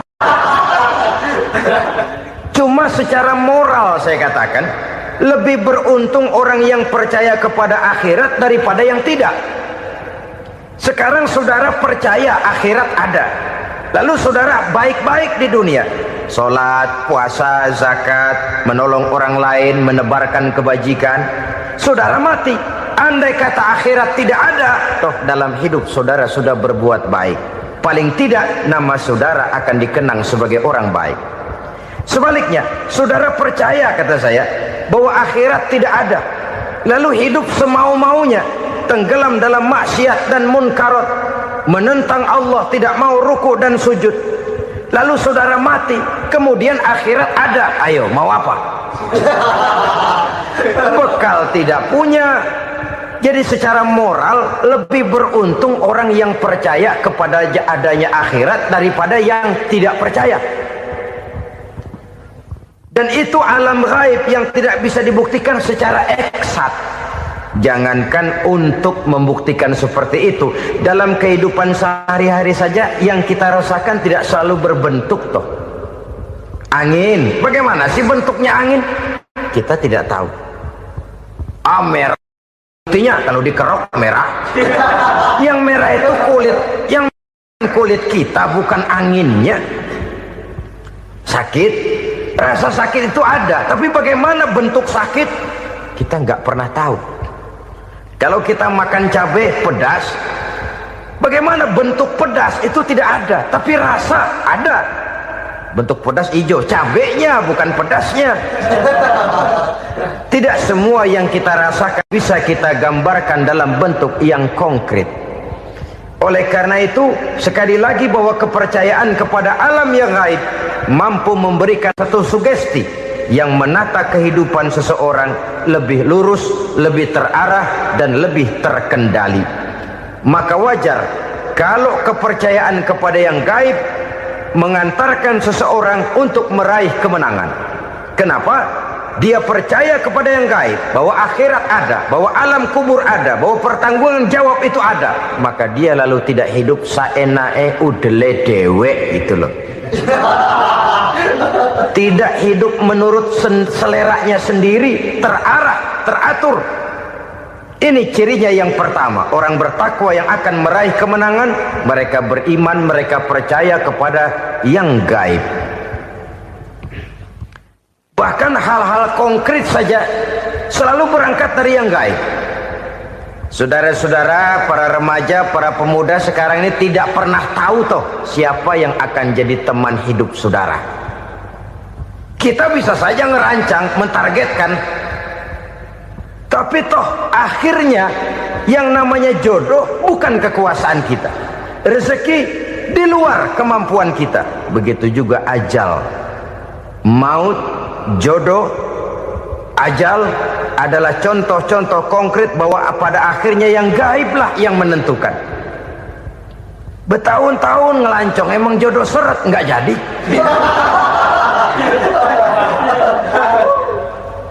Begitu kenal baru setengah malam nginep ditangkap hansip kan.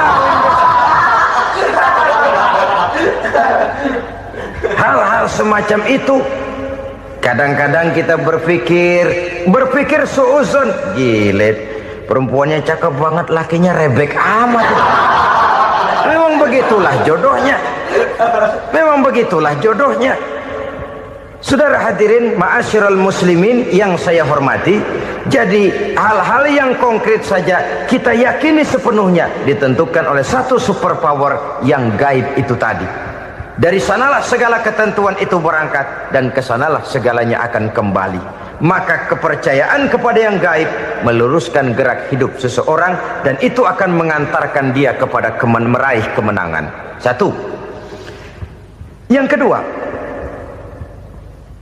wa yuqimuna shalah. Orang bertakwa yang akan meraih kemenangan itu adalah orang-orang yang mendirikan sholat. Kenapa sholat mengantarkan orang untuk meraih kemenangan? Yang jelas, inna sholata tanha anil fahsya'i wal munkar. Sholat mampu mencegah manusia dari perbuatan keji dan munkar. Banyak filsafat hidup yang terkandung di dalam sholat ini. Sejak kita wudhu sampai kita menghadap ke arah kiblat, sampai kita melakukan gerak-gerak sholat, bacaan-bacaan yang ada di dalam sholat, lalu sampai kepada mengucapkan salam. Banyak filsafat hidup yang terkandung di dalam sholat. Umpamanya saja, setelah takbiratul ihram mulai kita dengan sholat dalam posisi berdiri, diajarkan dalam kitab-kitab fikih agar kita melihat ke arah tempat sujud. Ini kan filsafat kehidupan. Kalau kamu sholat dalam posisi berdiri, lihat tempat sujud. Jangan sholat mata jelalatan, sebab nanti bisa mengurangi kekhusyuan. Jadi wajar kalau yang dikatakan bahwa yang paling afdol adalah shaf yang di depan. Kenapa? Secara harfiah pengertiannya akan lebih mengundang kekhusyuan. Kenapa? Kalau kita di shaf paling depan di masjid umpamanya paling banter kita lihat tembok. Tapi kalau kita shaf di tengah atau di belakang, orang-orang di depan kita pun akan kelihatan. Yang bajunya loreng, yang bajunya genggang, yang bajunya macam-macam. Kita lihat, kadang-kadang kita pikirin, ada yang bajunya bolong. Kita sholat tapi dalam hati, ini orang bajunya robek yang nggak tahu apa. Ada saja hal-hal yang mengusik kekhusyuan kita. Oleh sebab itu diajarkan dalam posisi berdiri, lihat, arahkan pandangan matamu kepada tempat sujud. Ini kan filsafat kehidupan. Maksudnya apa? Kalau lagi diri lihat dong tempat sujud. Kalau udah di atas ingat dong sama yang bawah. Kalau sudah tinggi ingat dong dari mana kamu berangkat. Kalau sudah berkuasa bantu dong yang lemah. Kalau sudah kaya santuni dong yang miskin. Kalau sudah alim bimbing dong yang awam. Ini filsafat kehidupan. Dalam posisi berdiri kau lihat tempat sujud. Ini akan melahirkan kepekaan sosial di mana seseorang mau tahu kepada orang lainnya. Bagaimanapun kaya kita, tinggi pangkat dan jabatan kita, jikalau hidup hanya untuk kepentingan perut sendiri saja, rasanya belum membawa manfaat di dalam kehidupan kita. Tapi efek yang tertinggi sesungguhnya, sholat mencegah manusia dari perbuatan keji dan munkar. perbuatan keji dan munkar, walaupun kelihatannya mendatangkan uang, membawa keuntungan, tapi itu keuntungan semu, keuntungan sementara. Dengan menipu orang lain kita bisa dapat untung, tapi tidak membawa berkah, dan itu adalah kerugian besar dalam kehidupan kita.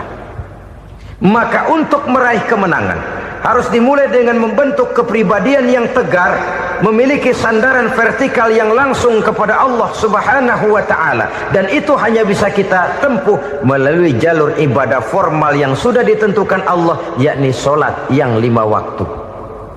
Untuk memperkuat itu ada sholat sunnah, rawatib, nawafil sebagai terminal kontrol cadangan untuk memelihara stabilitas temperatur batin di dalam kita berhubungan dengan zat yang maha gaib, yaitu Allah Subhanahu wa ta'ala. Orang sering bertanya, Pak, itu tetangga saya nggak sholat, duitnya nggak habis-habis, Pak. Nggak sholat tapi mobilnya tambah terus, nggak sholat tapi usahanya makin maju. Tapi di sisi lain ada orang yang rajin sholat, rezekinya butak bener, anaknya mana kurus, mana korengan.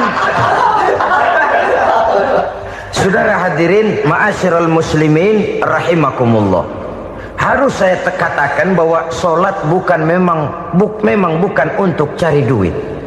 Sholat adalah sandaran vertikal kita kepada Allah. Sedangkan soal rezeki itu berkaitan dengan sifat Allah maha pengasih dan maha penyayang. Allah maha pengasih, siapapun dikasih kalau mau usaha. Allah maha penyayang, tidak semua orang disayang oleh Allah Azza wa Jalla. Dan belum tentu banyak harta itu merupakan nikmat, mungkin juga istidraj. Artinya istidraj itu dikasih tapi diambulin, kalau bahasa Betawinya itu. Dikasih tapi diambulin, itu bukan merupakan nikmat sesungguhnya, lebih merupakan azab dari Allah Subhanahu wa ta'ala. Mempunyai sistem sholat, dan kita umat Islam telah dituntun oleh Allah Subhanahu wa ta'ala yang wajibnya 5 kali dalam sehari semalam mendirikan sholat, dan itu tentu berada dalam jangkauan kemampuan manusia. Pada awalnya barangkali kita memang merasa sholat itu satu kewajiban, tapi semakin kita hayati makna, manfaat dan filsafat yang terkandung di dalam ajaran sholat, semakin sampai kita kepada keyakinan bahwa sholat adalah keperluan kita. Sehingga pada waktu tertentu dinilai puncaknya, kita tidak lagi akan berkata saya wajib sholat, tapi kita akan berkata saya perlu sholat. Kalau kita sudah merasakan itu adalah keperluan kita, nah di sanalah kita baru akan merasakan ruginya kalau hal itu tidak kita laksanakan. Sepanjang kita masih berkata saya wajib sholat, kita akan lebih merasakan dia sebagai beban ketimbang sebagai keperluan. Yang jelas Allah tidak memerlukan ibadah yang kita laksanakan ini. Dengan kata lain, andai kata satu dunia penuh ini orang tidak ada yang sholat satu pun, Allah tidak akan turun dari jabatan Tuhan. Jangan lalu berpikir kalau kita ngambek se-RW kagak sembahyang Tuhan tekor kali ini ya. Tentu tidak. Itu perlunya kita, bukan perlunya Allah. Dan pada induknya kita akan berkata saya perlu agama. Kalau secara induk kita sudah memerlukan agama, maka konsep-konsep yang ada di dalam ajaran agama itu pun adalah juga merupakan keperluan kita. Baik dia bernama sholat, baik dia bernama puasa, baik dia bernama zakat, baik dia bernama haji, seluruhnya adalah keperluan kita. Dan sesuatu yang kita perlukan apabila tidak kita laksanakan akan melahirkan kerugian di dalam kehidupan. Jangan heran kalau kita membaca riwayat perjalanan hidup para salafus soleh, orang-orang soleh. Ada yang tahajud sampai 100 rakaat, ada yang sholat malam kakinya sampai bengkak. Kita sekalinya bengkak biri-biri. Ada yang sholat membaca surah dalam Al-Quran sampai khotam Quran. Kok mau? Mereka sudah merasakan itu keperluan. Itu saja soalnya. Satu saat pun jikalau kita merasa bahwa itu keperluan saya, kita pun akan melaksanakan seperti itu. Keperluan saya dalam kehidupan. Inilah yang kedua. Yang ketiga, orang bertakwa yang akan meraih kemenangan itu, wa mimma razaqnahum yunfikun. Mereka membelanjakan sebagian daripada rezeki yang diberikan Allah kepada mereka. Mereka infakkan di jalan Allah. Ada satu dialog menarik. Satu hari seorang anak muda bertemu dengan seorang kakek-kakek yang sudah dikenalnya baik. Bertanyalah anak muda ini, "Kek, umur kakek berapa tahun?" 15 tahun, kata si kakek. "Anak kakek berapa orang?" 1. "Harta kakek berapa banyak?" 15 juta. Si anak muda ini bengong, lalu protes, "Kok kakek bohongin saya?" "Kenapa?" "Saya tahu umur kakek 70 tahun. Kenapa ngaku 15? Saya tahu anak kakek 5. Kenapa bilang 1? Saya tahu kakek miliuner, miliaran uang kakek. Kenapa ngaku cuma 15 juta? Begini, kata si kakek tadi. Benar, umur saya 70 tahun. Tapi dari umur yang 70 tahun itu baru 15 tahun terakhir ini saya merasakan ibadah kepada Allah. Meninggalkan maksiat, jauh dari segala macam munkarat. Maka yang 15 tahun inilah yang benar-benar saya rasakan sebagai umur saya. Benar anak saya 5, tapi yang 4 susah diatur. Cuman 1 rasanya nih yang bakal jadi si buah hati, belahan jantung, pelanjut cerita penerus sejarah. Cuma 1 ini yang saya harapkan, yang akan jadi anak soleh, yang akan membuat saya menerima pensiunan pahala. Kalau yang 4 apek dah, nggak ada harapan. Yang 1 nyekek botol melulu. Oh begitu, iya. Lalu kenapa kakek bilang harta kakek cuma 15 juta padahal saya tahu kakek uangnya miliaran, depositonya banyak? Ya karena 15 juta itulah yang saya ingat yang pernah saya belanjakan di jalan Allah. Saya merasa itulah harta saya yang sebenarnya. Yang miliaran yang saya simpan di bank kelak, kalau satu saat saya mati, akan jadi rebutan di antara anak-anak saya. Iya kalau anak saya soleh kayak yang 1 ini. Kalau yang 4 tadi udah tulen dia bakal berantem dah berebut tuh.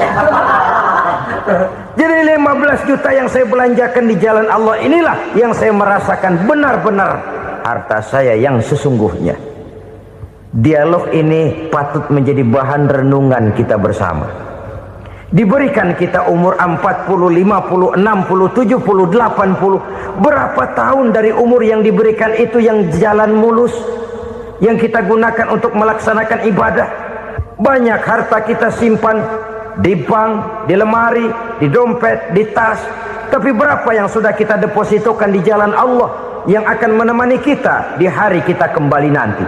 Maka orang bertakwa yang akan meraih kemenangan, wa mimma razaqnahum yunfikun.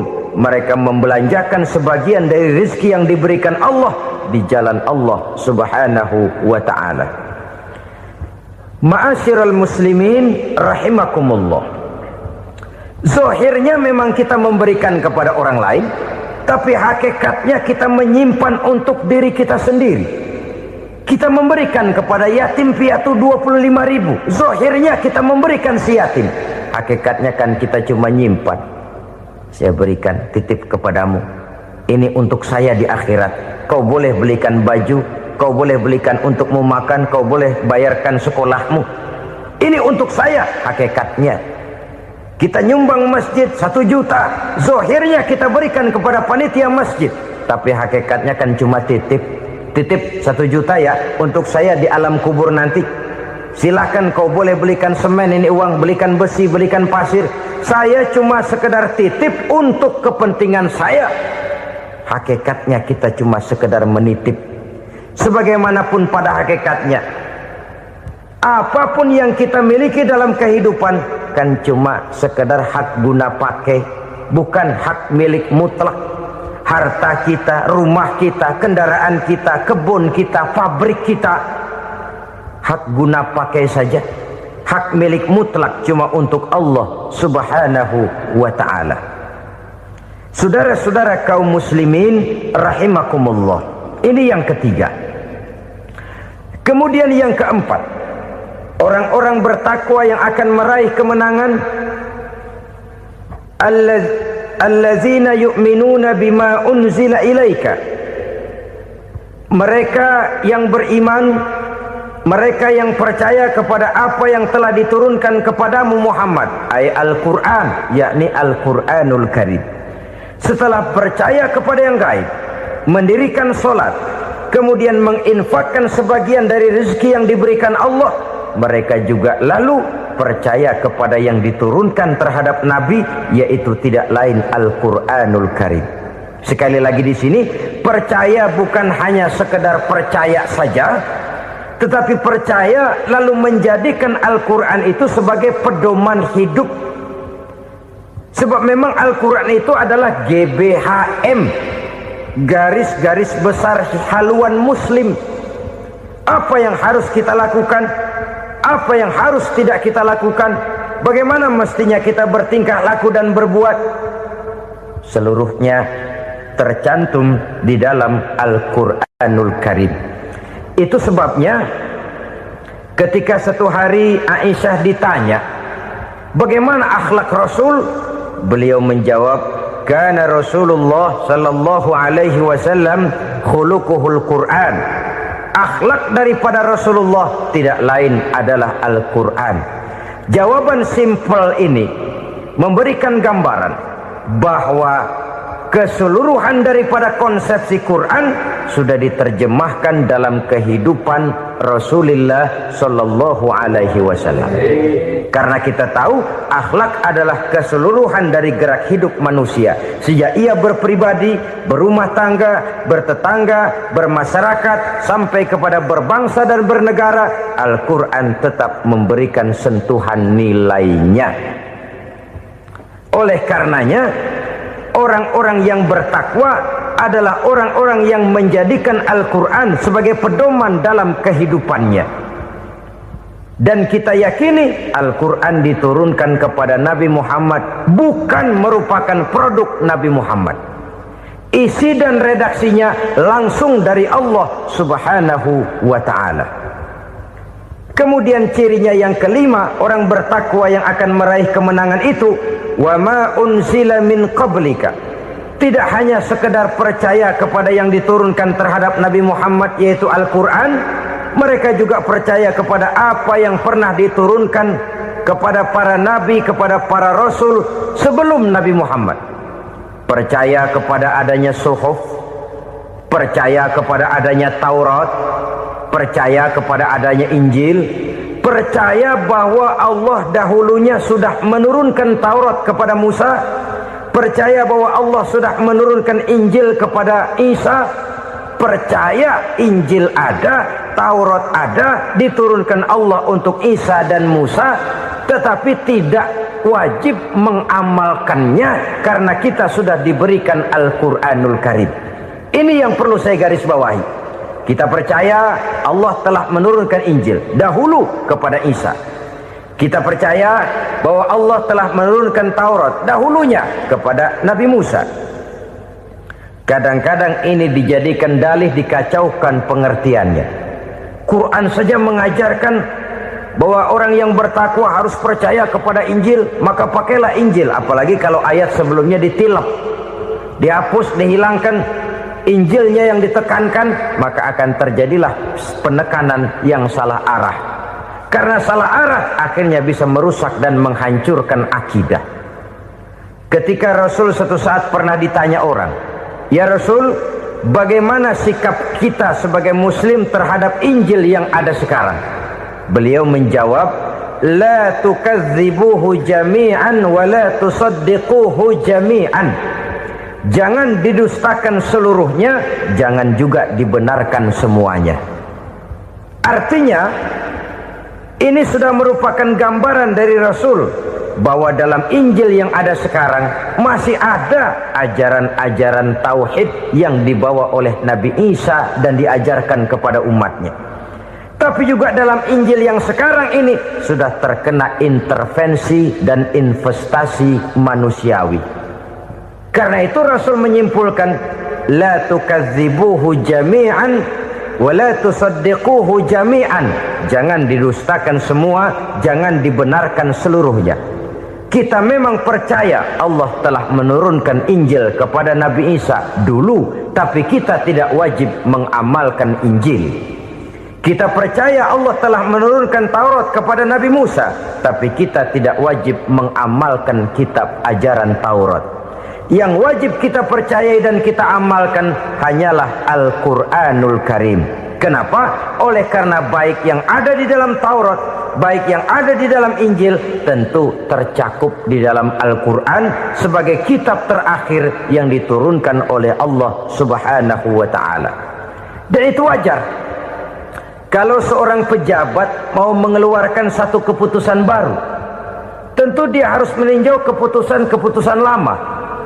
Andai kata dianggap tidak berlaku, dianggap tidak relevan lagi, maka keputusan-keputusan lama itu tentu sudah dianggap tidak berlaku. Sebagian daripada aturan-aturan dalam keputusan lama yang masih dianggap relevan tercantum dalam keputusan baru yang wajib diamalkan. Begitulah hubungannya antara Al-Quran, Taurat, Zabur, dan Injil. 4 kitab samawi yang diturunkan Allah masing-masing kepada Zabur untuk Nabi Daud, Taurat untuk Nabi Musa, dan Injil untuk Nabi Isa alaihi wassalatu wassalam. Ketiga-tiga kitab itu kita percayai adanya. Kita yakini Allah telah menurunkan Zabur, Taurat, dan Injil, tapi kita tidak wajib mengamalkannya. Yang wajib kita mengamalkannya sekarang ini tidak lain hanyalah Al-Quranul Karim saja, karena ia mencakup apa yang ada di dalam Zabur, apa yang ada di dalam Taurat, dan apa yang ada di dalam Injil. Keotentikannya bisa dipertanggungjawabkan. Ya, tapi kan Nabi Muhammad sudah mati 14 abad yang lalu, dan di zaman beliau Al-Quran kan belum dikodifikasikan, belum ditulis. Bagaimana keotentikannya bisa dipertanggungjawabkan? Mudah saja. Allah berjanji, inna nahnu nazzalna dzikra wa inna lahu lahafizun. Kami yang menurunkan Al-Quran dan kami yang akan menjaga dan memeliharanya. Allah turunkan Quran, Allah menjaganya. Bagaimana cara Allah menjaga Al-Quran itu? Banyaknya orang-orang yang hafaz Al-Quran. Hafaz Al-Quran 30 juz, 114 surah, 6.666 ayat. Sehingga jangankan satu kata, jangankan satu ayat, satu kalimat saja berubah, sudah akan timbul reaksi dan mudah dimengerti. Kenapa? Banyak orang-orang yang hafaz Al-Quran. Sedangkan pada setiap akhir tahun biasanya malaikat Jibril selalu mengadakan checking terhadap ayat-ayat yang diturunkan pada waktu itu. Di zaman Nabi sendiri sudah ada usaha kodifikasi. Dan yang lebih luar biasa lagi, sampai hari ini tidak seorang pun mampu membuat satu ayat saja semacam Al-Quran. Ke bahasa manapun dia diterjemahkan, naskah aslinya tetap ikut, rujukan dasarnya tetap ada. Berdasarkan itu, maka tidak mungkin terjadi penyelewengan terhadap atau pemalsuan terhadap ayat-ayat Al-Quranul Karim. Kesuciannya, keotentikannya, kemurniannya bisa dipertanggungjawabkan. Ma'asyiral muslimin rahimakumullah. Oleh karenanya, konsepsi dasar daripada ajaran Islam ini memang tidak lain adalah Al-Quran dan Sunnah. Isi daripada agama Islam yang merupakan iman, Islam, dan ihsan, konsepsi dasarnya tidak lain adalah Al-Quran dan Sunnah Rasulullah Sallallahu Alaihi Wasallam. Maka yang kita perlukan sekarang ini adalah terjemahan Al-Quran di dalam kehidupan kita. Dengan demikian, maka gaya kehidupan yang lebih Qurani itulah yang kita dambakan. Kita perlu memang terjemahan Quran dalam bahasa Inggris, dalam bahasa Belanda, dalam bahasa Jepang, tapi yang lebih kita perlukan adalah terjemahan Quran di dalam kehidupan kita. Konsekuen, tidak memanipulasi, ringan sama kita jinjing, berat sama kita pikul. Jangan kalau lempengan ayat Quran tuh kira-kira enak diamalin, keras teriakan kita. Giliran kira-kira ayat Quran itu mukul kepala kita sendiri, diam kita. Itu ciri yang pernah disindir Allah dalam awal-awal Baqarah juga itu. Ciri beragamanya orang yang munafik. Kullama adha'a lahum masyawfih, kata Allah. Wa iza azlama alaihim qamu. Apabila terang mereka jalan, apabila gelap mereka berhenti. Artinya, kalau kira-kira di Islam nguntungin, rame-rame pada teriak Islam. Tapi ketika diminta untuk berjuang, ketika dituntut untuk berkorban, rame-rame mengundurkan diri. Nasib agama tidak ubahnya seperti daun pisang yang dikait orang di tepi jalan lantaran tak berpayung di ketika hari hujan. Manakala hujan usailah sudah, daun itu pun dicampakkan di tepi jalan, diinjak pula orang nan lalu. Artinya, orang menjadikan agama cuma sebagai lipstick, decoration only, tidak konsekuen. Hanya pada saat-saat kelihatannya Islam membawa keuntungan, rame-rame orang teriak-teriak tentang Islam. Tapi jikalau diminta berjuang, jikalau dituntut untuk berkorban, biasanya rame-rame juga mengundurkan diri. Jangan heran kalau mayoritas hitungan kita, tapi minoritas peranan kita. Kuantitas kita dalam jumlah, tapi dalam kualitas kita lebih sering jadi penonton daripada jadi pemain. Padahal itu sangat tidak boleh terjadi. Umat Islam di Indonesia harus bangkit. Umat Islam di Indonesia harus sadar akan keberadaannya. Tidak boleh hanya jadi penonton berpangku tangan. Karena memang agama kita juga mengajarkan untuk konsekuen di dalam menjabarkan ajaran-ajaran daripada agama kita. Kita sering jatuh menjadi umat yang lemah oleh karena kita ini tidak pandai menggalang kebersamaan yang diakibatkan tidak konsekuennya kita. Diistilahkan bahwa umat Islam di dalam menggalang kebersamaannya itu harus seperti orang main sepak bola. Saudara-saudara kan tahu orang main sepak bola itu. Orang main sepak bola, kalau pertandingan belum dimulai sih silakan saja kumpul di luar lapangan, atur strategi yang baik. Tapi kalau pertandingan sudah dimulai, turun ke lapangan hijau, jangan kumpul terus. Ada sepak bola gotong royong, mundur-mundur rame-rame, depan ke depan kumpul melulu mainnya. Kalah. Orang main sepak bola itu ya harus ada penyerang tengah, harus ada penjaga gawang, harus ada strikernya, harus ada kiri luarnya, kanan dalamnya yang jadi backnya. Posisi boleh bermacam-macam, tapi yang penting saling ngoper untuk menggolkan gawang lawan. Begitulah umat Islam ini. Boleh ada yang jadi pejabat, boleh ada yang jadi pengusaha, boleh ada yang jadi petani, silakan ada yang jadi seniman, ada yang jadi penyair, ada yang jadi artis sekalipun. Tapi kalau sudah berhasil menguasai bola, jangan lupa operannya. Operan itu yang langka. Kita ini muslim kadang-kadang kalau sudah memegang menguasai bola, kalau belum mau mampus, belum mau ngoper. Nanti kalau sudah nggak punya bola, baru mau ngoper. Kalau sudah dengar-dengar mau dekat pensiun, baru mau jihad, baru mau berjuang, baru mau ngurus pesantren. Tanda tangan sudah tidak laku, memo sudah tidak dihargai, baru mau berjuang. Kemarin kemana mas? Kita tidak pandai memanfaatkan posisi. Dengan kata lain, kalau kembali kepada persoalan kita, konsekuensi kita terhadap agama yang kita anut ini belum ideal. Kita masih lebih sering berislam ini pada saat-saat yang menurut perhitungan kita membawa keuntungan. Tapi kalau diminta berjuang, dituntut berkorban, yang itu pun hakikatnya adalah untuk kepentingan kita juga. Allah tidak pernah menuntut kita untuk jihad bagi kepentingan Allah, itu tidak. Berjuang menegakkan agama Allah, apakah untuk kepentingan Allah? Tidak, untuk kepentingan kita. Sebab nilai-nilai jihad itu pada akhirnya akan membawa kita kepada satu kebahagiaan. Setidaknya kalau tidak di dunia, tentu di akhirat sebagai syahid. Oleh karena itu, pada bagian akhir ini saya ingin mengajak, marilah kita konsekuen. Sekali kita berkitabkan Al-Quranul Karim, mari dia kita jadikan pedoman. Jangan cuma kita jadikan sebagai penghias dinding, pelengkap rumah, bahwa di rumah kita ada Al-Quran, tapi yang baca kecoa. Habis pada bolong tuh Quran. Yang penting kan punya Quran. Ditaruh di pintu rumah. Biar apa? Biar kuntilanak kagak masuk katanya. Ya apa itu nasib Quran? Cuma kerjanya jaga pintu, ngusir kuntilanak, ngusir memedi.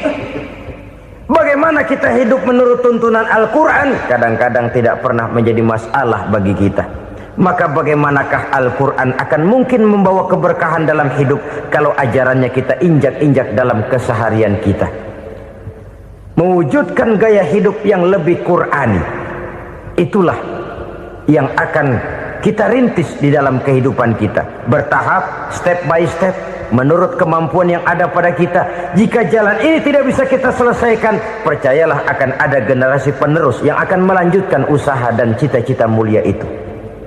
Jadi percaya kepada Taurat, percaya kepada Injil, sekadar percaya Allah dahulunya sudah menurunkan itu, tapi kita tidak wajib mengamalkannya. Kenapa? Generasi Injil masa berlakunya sudah kedaluarsa. Taurat masa berlakunya sudah kedaluarsa. Injil pernah berlaku untuk orang Nasrani di zaman Nabi Isa. Taurat pernah berlaku untuk orang Yahudi di zaman Nabi Musa. Setelah generasinya berlalu, datang Rasul penutup yang membawa Al-Quranul Karim. Maka Al-Quran itulah yang berlaku menjadi pedoman sampai hari akhir nanti.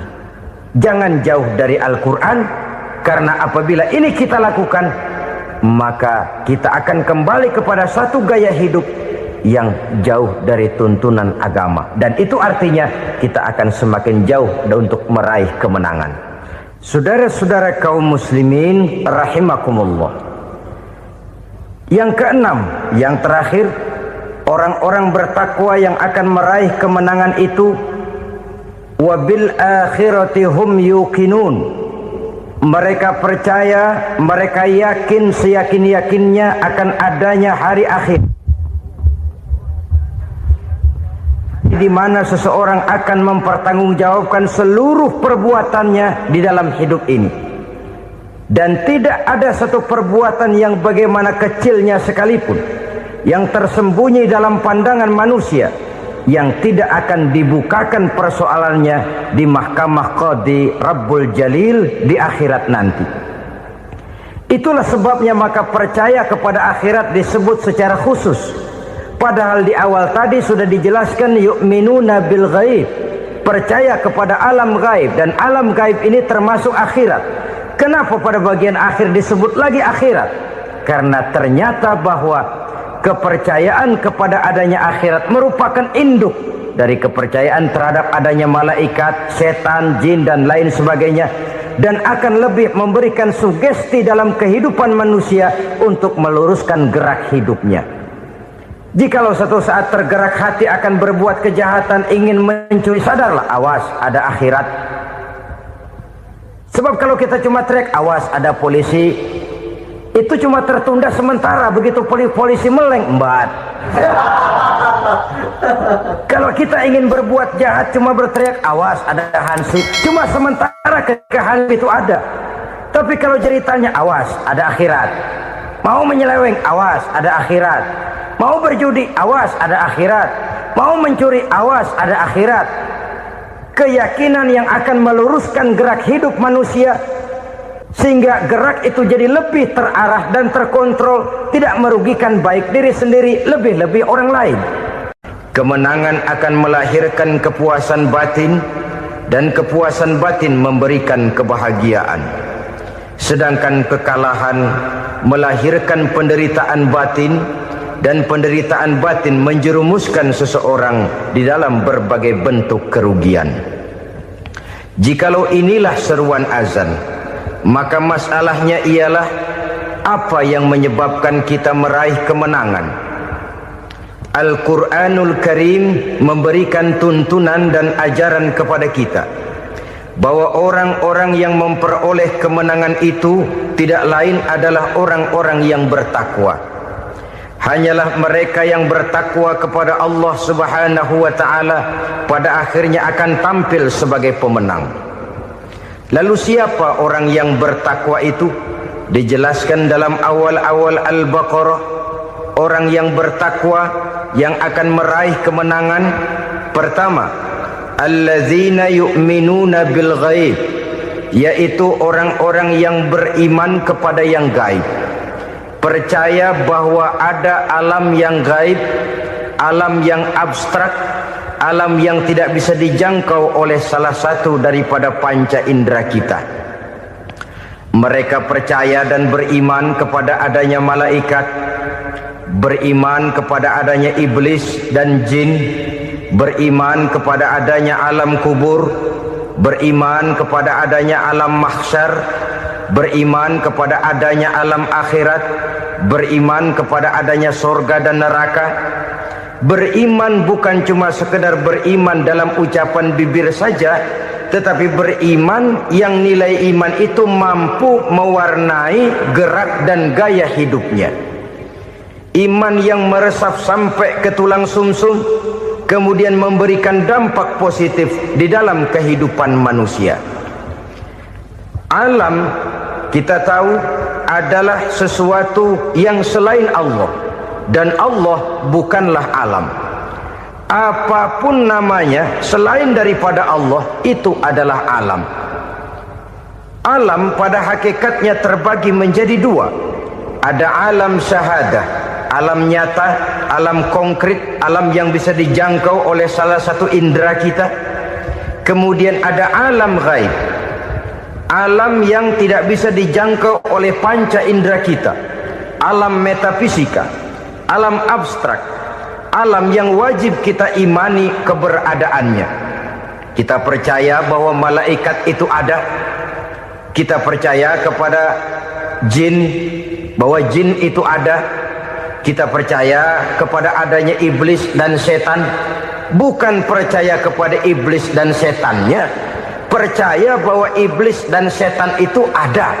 Itu termasuk salah satu daripada sifat orang yang bertakwa kepada Allah. Saudara-saudara kaum muslimin rahimakumullah, kecenderungan pembangunan yang lebih bersifat materialistis biasanya menggeser aspek kehidupan rohani. Orang berpikir empiri, dan dalam pola pikir yang demikian maka alam gaib tidak lagi mendapat perhatian. Aspek kehidupan yang bersifat rohaniah malah mulai ditinggalkan. Akibatnya terjadilah kepincangan di dalam kehidupan kita. Pernah ada satu pengalaman pribadi dalam perjalanan kembali ke tanah air. Dalam pesawat di sebelah kanan saya duduklah seorang Jerman namanya Heiner Simonsen. Iseng saya ajak kenalan, saya ajak ngobrol, saya tanya dia,